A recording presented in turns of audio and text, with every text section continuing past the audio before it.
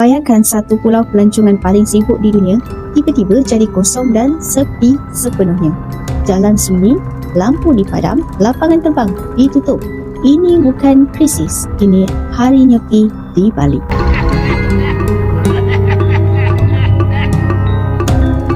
Nyepi ialah tahun baru dalam kalender Saka yang diamalkan oleh penganut Hindu di Bali, Indonesia. Lebih 4 juta penduduk terlibat dan seluruh pulau menghentikan aktiviti selama 24 jam penuh.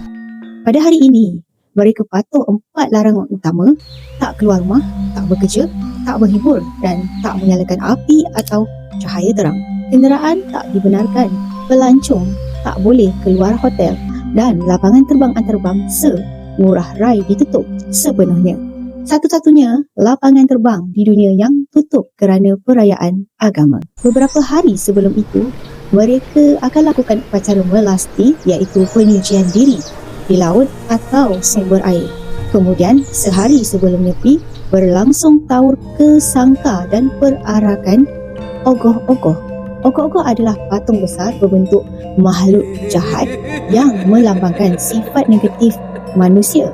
Ia diarak dengan bunyi gendang, api dan suasana yang sangat intens. Dalam beberapa ritual tradisional, ada peserta yang memasuki keadaan trans.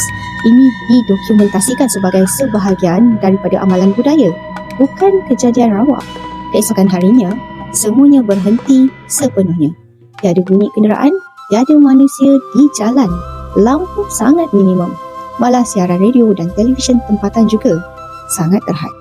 Seluruh Bali menjadi sunyi selama 24 jam, sesuatu yang hampir mustahil berlaku di tempat lain di dunia. Tujuan mereka adalah untuk muhasabah diri, membersihkan jiwa dan memulakan tahun baru dengan keseimbangan antara diri, alam dan spiritual.